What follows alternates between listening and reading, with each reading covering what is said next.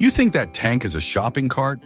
A young soldier laughed mockingly as he watched the small woman struggle to climb into the driver's compartment of the M1 Abrams. Laughter erupted, spreading across the blazing hot training field. She didn't argue back, just quietly climbed down, clutching her technical manual. But that evening, a military jeep pulled up.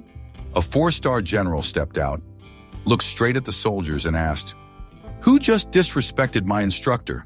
Meet Staff Sergeant Lena Keller, 37 years old, a combat veteran who once commanded tank units in Afghanistan, now working as a temporary training technician at Fort Rainier Academy. She had a compact build, hair tied back neatly, always wearing her faded gray mechanic's uniform, rarely speaking, often keeping her head down. Lena would show up early every morning, checking track systems, navigation equipment, cleaning the tank workshop until it sparkled. The young soldiers called her the logistics lady, or the tank cleaner. During one tank training session, when Lena climbed into the driver's compartment to adjust a misaligned control stick, one soldier called out loudly, "Hey lady, these aren't toys, you know." The others burst into laughter. "Look at her climbing into that tank like she's pushing a grocery cart." Lena remained silent, showing no reaction. When they pushed her out of the driver's seat, she bowed her head and walked away from the tank, still clutching her handwritten engine manual. She left behind an emergency acceleration system adjustment guide on the training desk, with no name written on it. Every day in the same pattern repeated. She would arrive before dawn, checking fuel lines, calibrating targeting systems, fixing small problems that nobody else noticed. The soldiers would make jokes. "There goes the cleaning lady again. Maybe she thinks she's a real tanker." But Lena never responded to their mockery. She just continued her work, methodically, precisely, like someone who had done this 1,000 times before. During lunch breaks, while others gathered in groups, she would sit alone, studying technical diagrams, making notes in her worn notebook. The younger soldiers assumed she was just trying to look important, trying to fit in where she didn't belong. They had no idea that every adjustment she made, every system she fine-tuned, was based on hard-earned battlefield experience that had once meant the difference between life and death. But to them, she was just the quiet woman who cleaned their tanks. CTA Act 1. Ever seen someone skilled get underestimated?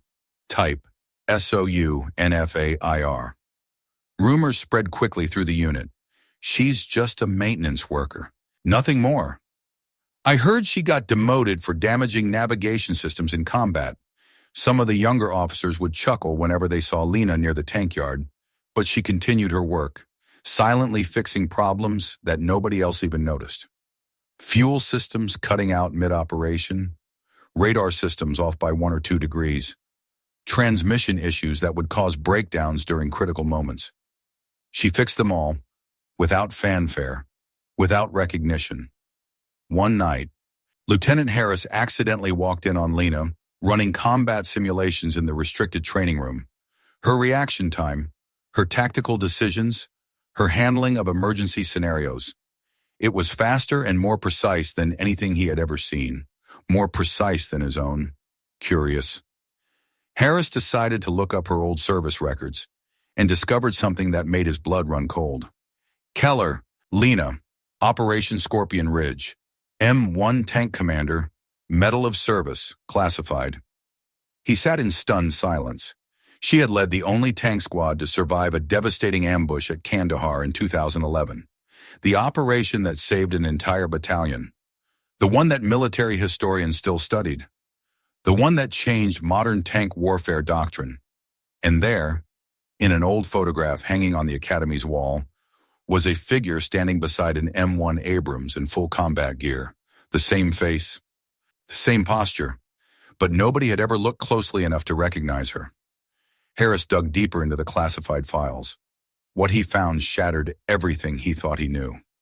Lena Keller wasn't just a tank commander. She was the tank commander, the one who developed the emergency recovery procedures they still taught at the Academy, the one who wrote half the tactical manuals they studied, the one who had saved dozens of lives by innovating battlefield repair techniques under enemy fire. But after the operation, after the classified mission that couldn't be publicly acknowledged, she had requested a transfer to training positions. No interviews, no publicity, no recognition. She just wanted to pass on what she had learned, to make sure the next generation would survive what she had survived. The young soldiers who mocked her every day had no idea they were learning from a living legend, a legend who chose to remain invisible. Because the mission was more important than the recognition. Harris stared at the files, his hands shaking. Tomorrow, he would have to face her, knowing that he had stood by while others disrespected someone who had earned more battlefield honors than the entire academy combined. CTA Act T2. Ever misjudge someone completely? Type, I was wrong. One afternoon, the academy scheduled a practical tank operation test, a simulation involving system failure and emergency recovery. Harris's team was running the exercise when everything went wrong. They made a critical error in the controls. The tank's tracks slipped off the guides. Warning systems flashed red, and the entire vehicle was seconds away from a catastrophic rollover. Nobody knew how to handle it. These weren't combat veterans. They were students, trained on theory, not life or death situations. Panic spread through the crew. The tank was tilting, metal groaning, hydraulics failing. And then Lena appeared. She had been cleaning equipment nearby, saw the crisis, dropped her tools, and climbed into the tank without saying a word. 18 seconds. That's all it took. She reversed the hydraulic pressure, realigned the track tension, engaged the emergency stabilization system, and brought the tank back to perfect balance.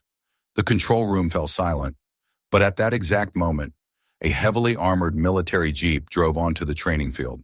A 4-star general stepped out, followed by a convoy of high-ranking officers. This wasn't a routine inspection. This was something else entirely. The general walked directly toward Lena, who was standing quietly, wiping sweat from her forehead with a cloth rag. Then, in front of the entire academy, he stood at attention and saluted. Staff Sergeant Keller, the woman who saved my entire company in 2011. You're not a student here. You're not a maintenance worker. You're the person who wrote most of the tank warfare curriculum we teach today. The training field went dead silent. Every soldier, every officer, every cadet stood frozen. The general continued, his voice carrying across the field. This woman single-handedly held off enemy forces for 6 hours, while coordinating the evacuation of 43 wounded soldiers. She developed the tactical procedures that have saved hundreds of lives since then. And she did it all without ever asking for recognition. He turned to face the young soldiers who had been mocking her. So I'll ask again, who disrespected my instructor? The silence was deafening. One by one, the soldiers who had laughed at her, who had called her names, who had pushed her away from the tanks, began to lower their heads in shame. Harris stepped forward first. Sir, we didn't know. We thought she was just... You thought she was just what? The general interrupted. A woman who didn't belong here? Someone who wasn't qualified to touch these machines? Let me tell you something. Staff Sergeant Keller knows more about tank warfare than everyone on this base combined. And she's been trying to teach you while you've been treating her like she's invisible. The general's voice softened as he turned back to Lena. I know you don't want the spotlight. I know you prefer to work quietly. But these soldiers needed to understand who they've been learning from. Lena finally spoke, her voice quiet but steady. I don't need their apologies, sir. I just need them to survive when it counts. The general nodded, understanding perfectly. That's exactly why you're the best instructor we have. CTA Act 3. Ever owed someone more than you realized? Type, I owe them. From that day forward, Lena didn't need to give formal lectures.